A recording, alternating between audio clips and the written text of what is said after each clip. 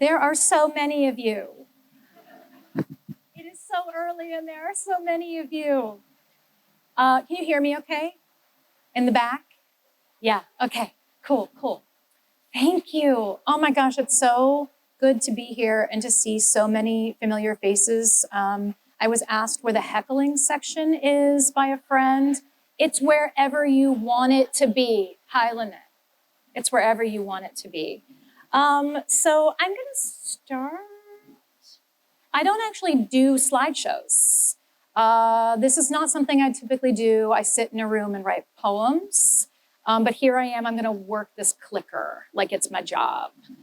Hi, I'm Maggie Smith. This is me in middle school when I first started writing poems. Y'all just take that in. Just take that, red eye and everything. And this is me in middle age, still writing poems and prose, worse eyesight, better bangs. You know what? Middle age is real and we should take the wins when we get them. Okay. I'm gonna start this morning by reading a poem. It's the only poem I'm gonna read today. This is not a reading. But I wanted to read this one because it actually kind of informs what I want to talk about. So this is a poem from Goldenrod and it's called Talisman. They look like gifts a crow might bring a human girl desperate to impress her. In the left pocket of my thrifted emerald coat, a scuffed acorn, a glassy black stone, one pink Mr. Potato Head ear. When I touch them, I can believe almost anything. Who's to say they can't keep me safe? Who's to say a bird can't court someone's daughter? But in this life, it's my son who shows his love like a creature that clever, leaving treasures for my fingers to worry against. I carry them like anything I love until they warm in my palm, until I believe. Walking alone at night, the sky feathered blue-black and slowly folding over me, I pocket my left hand and tell myself a story about my life, a story I call Talisman, a story that might end well if I tell it right. Oh, thank you. So that poem came to me in March of 2020. Take yourself back there in your mind, or don't. I was taking walks late at night in my Bexley neighborhood because it was the time of day where I could do so without running into other people and having to do the awkward street cross to avoid breathing someone else's air. And I reached into my thrifted emerald green wool coat and pulled out those three objects. That's my hand. Those are the actual three objects. There's a bit of my record collection behind it. A pink Mr. Potato Head ear, an old acorn that was all kind of scuffed up, and a little shiny black rock. And I knew immediately that my son Rhett had put those things into my pocket for me to find later. And in that moment of absolute fear and anxiety and having no idea what was going to happen, they felt like protective objects to me. They honestly felt like in that moment, as long as I've got these three things in my coat pocket, nothing bad will happen. Magical thinking is sometimes necessary. If you've read my memoir, you know that. So a talisman is a special object which you believe, that phrase is doing a lot of heavy lifting in this sentence, which you believe has the power to protect you or bring you luck. It doesn't mean it's objectively that way. Those objects in someone else's hand would not mean the same thing. But in my hand, they felt weighty and important. So I'm calling this talk, ? 5 easy pieces. When I heard that the theme was simplicity, I thought, of course, yes, simplicity. I write about in a sort of an accessible way about things from my daily life. That's sort of simple. But what I immediately clicked over to was this idea of clarity. simplifying my life by being really clear about what matters most to me. And I keep asking myself this question, and if your inbox looks anything like mine, you are asking yourself this question too. How can I dial past the noise and static to hear the inner voice I need to tune into? When we have asks and opportunities and things being sort of offered to us or put onto our plates or floated our way, how do we kind of cut through all of that to make good decisions about how we spend our time and how we invest our talent, frankly? So today is show and tell. It's back to school time. This is like a big, beautiful kindergarten classroom this morning. I'm going to share show and tell style 5 meaningful objects that I keep in my sight line every day. They serve as visual metaphors or symbols for what matters most to me. So if you visited the table, how many people visited the photo table in the back? Right? The question was something like, if the photo was a door, where would it lead you? Like, what's behind the photo? Where does it take you in your mind? So I think of these objects like a portal that even though this thing is small, it actually opens. Imagine like a widening aperture. It opens into a bigger idea. When I teach poetry, I talk a lot about metaphorical freight, which is like a phrase that if you've been in a class of mine, you're rolling your eyes about. But metaphorical freight is just the idea that inside every concrete thing lives the abstract, and that some things carry like a heavier metaphorical load than others. Some things are honestly kind of like those expandable suitcases where you can keep stuffing more meaning inside them. So I'm often telling writers, okay, what is a title for this piece that could carry more metaphorical freight? What is a phrase that you could use that could carry more metaphorical freight? Because this feels like it's not really holding enough. This is my office. Full disclosure, I cleaned before I took this photo because it doesn't look like this right now. Actually, there should be a before and after of like after I took the photo and then loaded everything back into the room. Like my son's cello sits in front of my record collection and I have piles of paperwork everywhere. And I'm like, I know that water bill is in here somewhere. But on an ideal day, this is what my office looks like. Those French doors come from my living room into this room at the front of my house. If you know me and you know my house, this is why I see when the mail carrier comes every day, because my front porch is right there. You can see on my desk a number of objects. There are also hundreds of objects you cannot see in this photo because they're on the shelves behind me or on my dresser or on my dining room table. Marie Kondo would have a field day in my house. I love to collect and surround myself with things that remind me of people, places, meaningful times, magic. Okay, first up. You probably saw this in the photo. Yep, it's right behind my computer screen. That's where it lives. This is a graduation card from my high school English teacher, Jim Granis. Hi, Jim. June 1995. Inside, to 17/18-year-old Maggie, baby poet, Jim wrote, Maggie, we're not afraid to be ourselves, eh? Jim.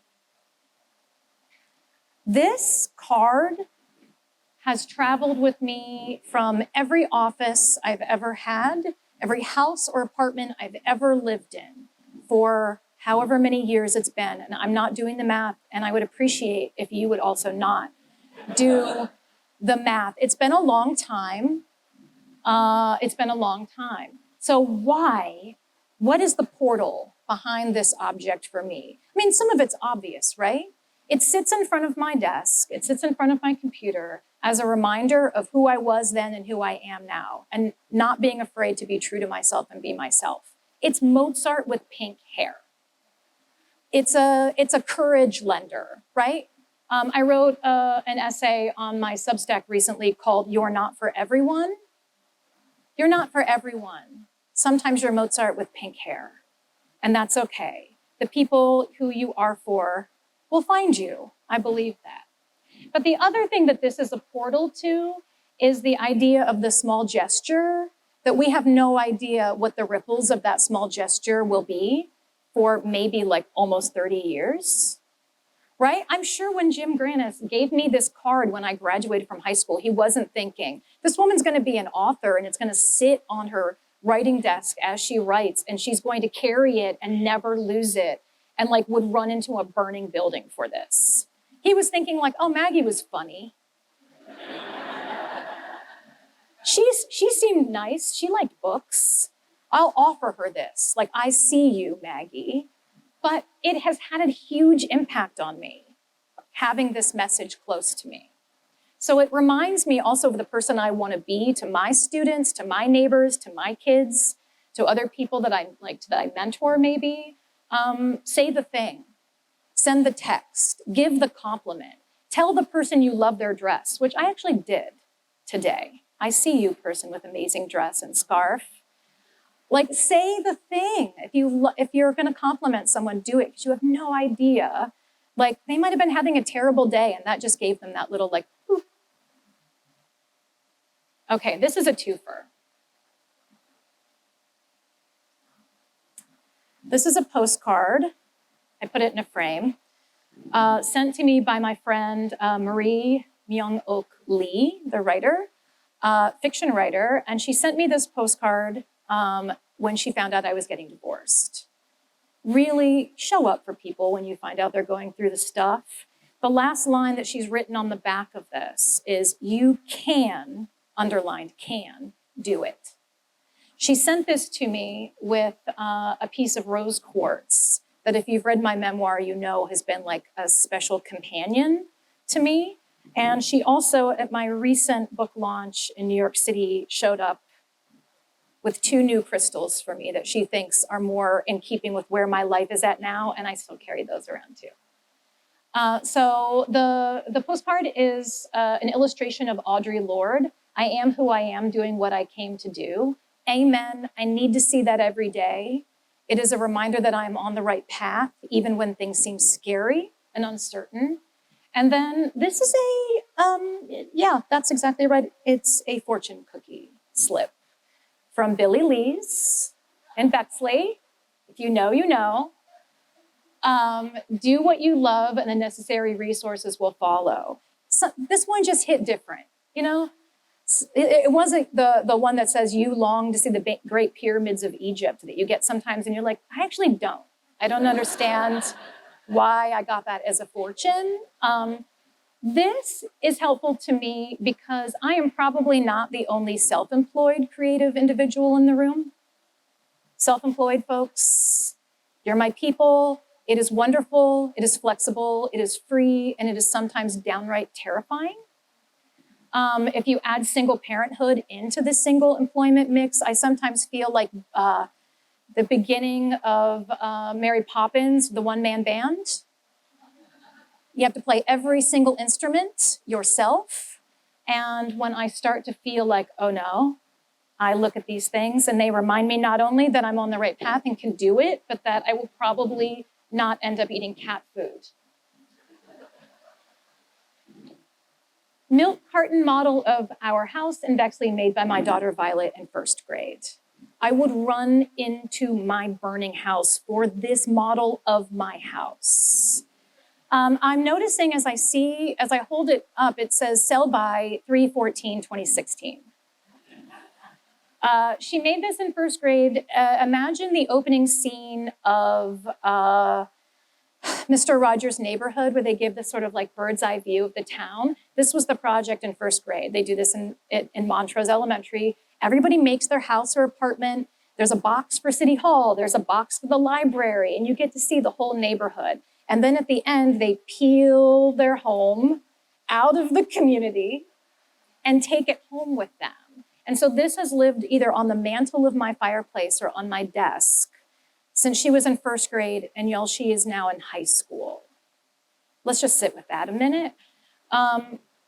Maybe it's obvious, this is home, right? It's also my kids' conception of home, the idea of that sort of like safe space. But it's more than that for me, it's about community. I look at this house and I don't just see the house, I see the place that it was peeled off of when it was squirreled home to my house.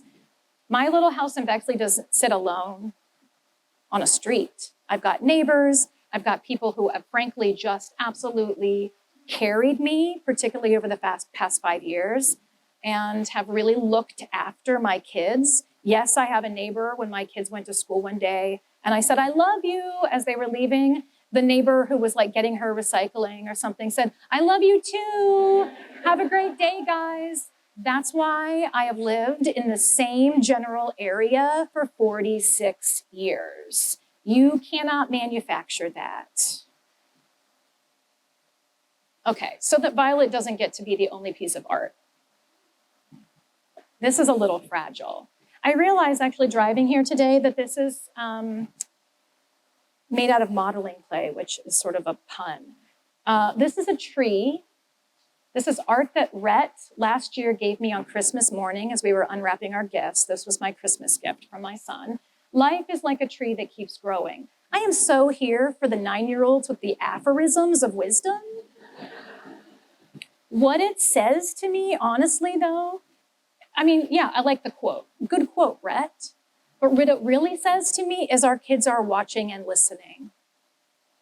If your kids feel a sense of hope or have a growth mindset, then what it tells me is like I'm modeling something. That's why I was driving here and I was like, it's modeling clay, right? Because the door that it opens is about what seeing this makes me realize I've modeled for my children, which is we have been through a heck of a time between the divorce and the pandemic. It has not been an easy few years in our house, not even that little milk carton one. But the fact that he has this sense of hope and possibility and knows that things keep changing and growing makes me feel like that's the one that I look at and I'm like, okay, I'm not screwing it up too terribly. I mean, I'm sure I'm screwing some things up, but you know what I mean. And last but not least, I could not bring this. This is a Post-it note that has lived on my office window since 2019. The 2018 to 2019 time for me was like capital T, capital W, the worst, TM, and that was pre-COVID. And so one day I wrote this Reala quote down and slapped it on my office window where I would see it every day. Let everything happen to you, beauty and terror. Just keep going. No feeling is final. I want you to see where it is. Can you see up in that upper right, that pane? That is the Post-it note that's still there. I don't actually wash my windows, you guys, so it doesn't, it's like, I mean, I guess I could wipe around it. I don't, just so you know, I don't actually clean them. At a distance, they look fine. Like I can still see through them. So yes, it's the quote, right? Like I'm seeing this for the quote, but also I'm realizing that's my neighbor Debbie's magnolia tree through it. I'm actually seeing the quote enacted through its location. No feeling is final, just keep going. If we think about life as seasons, right? What this does is reminds me that whatever storm I'm currently in isn't the actual weather. It's not the permanent weather. The woman who slapped that up on her office window in 2019 had no idea what was coming down the pike. Not the terror, not the beauty. I've been so surprised in the past couple of years by some of the things that my life has like just made possible for me, frankly, particularly around my writing. And so that's a good reminder. As I see that tree change through the seasons, it's like, oh, the frame of the thing is enacting its content. Okay, so I posed this question earlier. How can I dial past the noise and static to hear the inner voice I need to tune into? So when I'm working at my desk, making decisions about what to say yes to, what to say no to, I'm surrounded by these concrete visual reminders of what matters most to me. Not that I would forget my kids or my community or my commitment to my creativity if I didn't have these markers in front of me, but it's really clarifying when I can just look up from the inbox of mayhem and see these things surrounding me. It helps me consider, is this opportunity for me? I'm a people pleaser. I like to say yes to things. Anyone else? Hey, would you like to come do this thing? Ooh, I would. Mostly because I don't want to tell you no.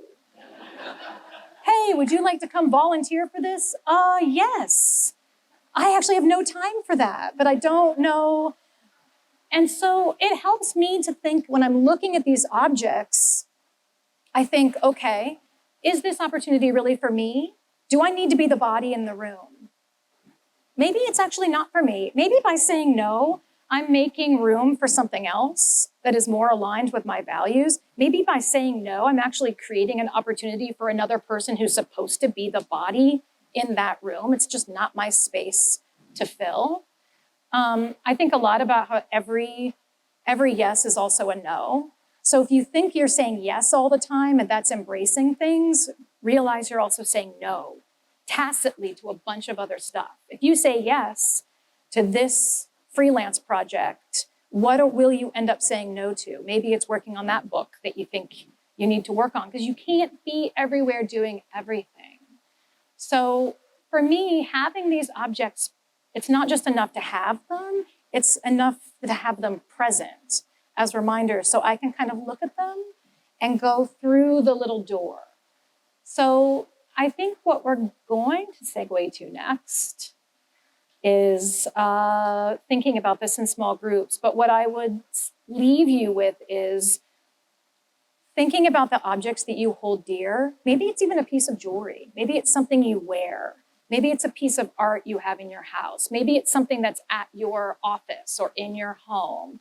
What is the little door behind that object, and where does it take you when you open it? And how can engaging with that object in a more regular way help you enter that space more regularly?